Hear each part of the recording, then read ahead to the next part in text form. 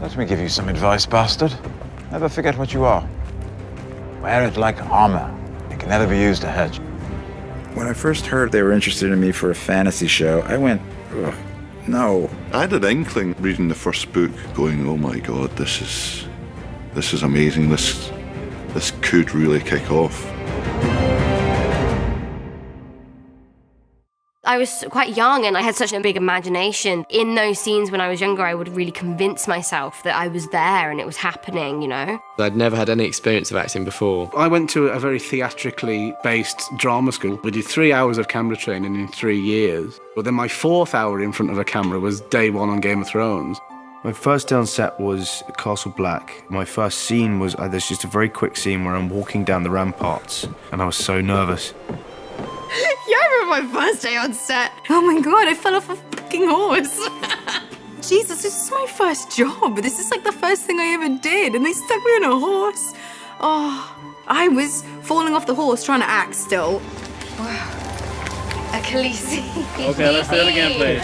I remember my first scene we shot from the pilot, and that was the king's arrival. You know, the king rides in on horseback, and he has to get off his horse, and his robe was enormous. The horse rides in, he's like, ah, and then, hold, everyone, and then they run in with him like a ladder. They help him down, and they run out with the ladder, and then carry on. Oh, here we go. I vaguely remember it. It was like Sean Bean and Mark Addy and Lena, and I remember being so overwhelmed and terrified. I remember everybody clearly. I remember baby Sophie and baby Maisie and baby Isaac. And now they're, you know, out there, full grown. The most shocking scene that I didn't see coming. Stop him! Stop! From then on, I started to distrust the show as to like whether they'd kill my favorite character or not. I think the most shocking was probably my death. The Hodor moment, I couldn't quite believe. Hold the door! Hold the door! That was such a sort of, oh my God.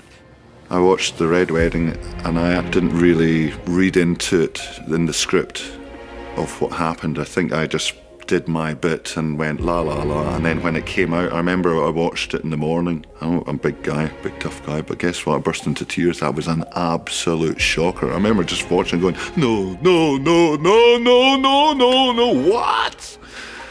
It was brilliant. Do I have to call you Lady Stark now? Yes. My favorite day on set would be the day that I was reunited with Maisie. That day on set, I've just never laughed so much in my life. It was so much fun. It was the day with the wheelchair. I've still got that video, jeez. Me and Sophie just messing around on Bran's wheelchair. I think the most fun scene we shot was season 7. We shot this big sequence, the loot train attack, and we shot that in Spain.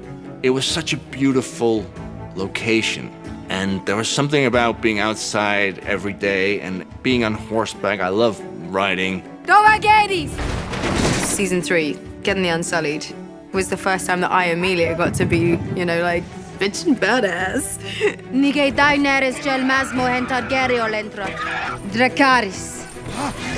It was really cool. Favorite day on set was definitely a day in a sauna when we were doing the gladiatorial sequence. My little girl was there. You know, she watched the papa work. David said, oh, you know, come sit here, you can call. And she was like, action! The fight between the Hound and Brienne of fucking Tarth. We'd studied and trained for that a long time, and when it all came to fruition, that was just fantastic. Iceland, season 2, the first day we were there. That was my favourite day on Thrones. I'd never been to a more beautiful place in my life, and it was special for so many reasons. And it was the scene where I was not able to behead Egret. Strike hard and true, Jon Snow.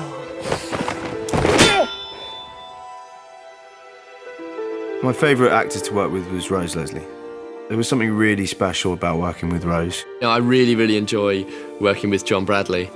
He saw this in a vision.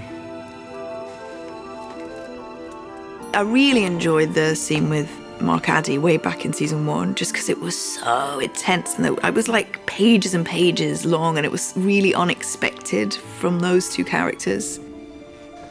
Sometimes I don't know what holds it together. Our marriage. There's an ease that I get with acting with Ian Glenn because he's been my pal the whole time. There's been my buddy. And the most beautiful thing about Emilia, she has no idea how good she is. She genuinely has no idea. And she still has no idea. She's always sort of vulnerable, which is part of a great gift. I think in terms of my favourite scene partner, it'd have to be Kit. Kit was the first person I ever had an acting relationship with because it was my first job.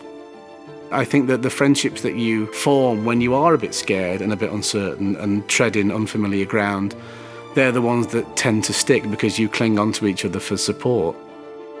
Sansa, come here, little dove. I always loved working with Lena. What are you doing? Praying. You're perfect, aren't you? Praying. Just watching her and learning from her was the best drama lesson I could have ever hoped for. You disobeyed my king, your father, and now I'm paying the price. I don't care, you're my friend. Shireen Baratheon. I had a couple of scenes with Shireen that I loved doing. To have her level of humanity and decency and cleverness and brightness. He just treats her as an equal, and I really like that aspect of the relationship that they had. I really miss Charles Dance, who played my father, Tywin Lannister. We had such a great chemistry and a great friendship. Tyrion. Despite our on-screen relationship. I'm very fortunate to work with the greatest cast. Everybody is so professional and so incredibly kind and generous to their fellow actors. Everyone involved is like a family, and it's a family that amazingly still laughs and gets on with each other 8-9 years in. There's been no assholes, no people, divas, there's been nothing, not even a suggestion. When it's all said and done, I'll miss the dynamic of the show, because there's nothing like this show. I mean, Game of Thrones means my 20s. I started this job when I was 22, and I am not 22 anymore. Game of Thrones is my entire career. I think I am going to have a hard time saying goodbye to Sam. It's going to be very hard to say goodbye to play Tyrion. I will miss simple things like walking on to set for the first time each year in your new bits of costume and just knowing you're part of something which is sort of at the centre of attention. Yeah, it's going to be very strange without it. It's been 8 years. I'll tell you what I won't miss. Walking around with half a fucking beard 3/4 of the year. That's Jaime Lannister, the Queen's twin brother. I was like a little puppy when I arrived. I was like Bambi on the ice. And coming to Belfast, I learned how to walk with pride and joy. I've grown up with these people. I've changed so much as a person because of these people. I'm so confident. I've just got this confidence from the show and from playing Arya.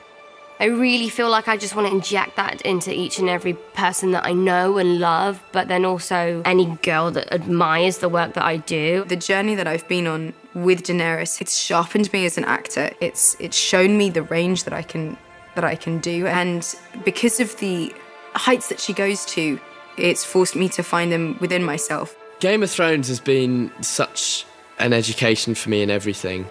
Having to be around adults from the age of 10 and work on a professional set, get up and learn your lines and really think about a character has also taught me a lot about myself. As an actor, you work and work and work and you audition and you don't get parts, and you do get parts, and sometimes they're great experiences and sometimes they're really shitty. And this has been incredible. Thrones is the Holy Grail, where it's something that is enormously, globally, massively popular, and people think it's cool. You know, people are always trying to copy things or do variations of things. It's rare you get something which is a completely original fantasy. It's the most realistic show that I've ever done that also happens to have dragons and dead people walking around in it. I think a lot of fantasy is heavy on the dragon and light on the character. We're the opposite. This show will be discovered by generations to come. It's timeless. Every season there's something else bigger than the last season and better than the last season. And here we are, season 8. It's cinematic. We're making 10-hour movies every year. The fact that this is really a full stop on this story is sad, because I think everyone's been so invested in this story that we never want to see this come to a close. But it must, and it will be good.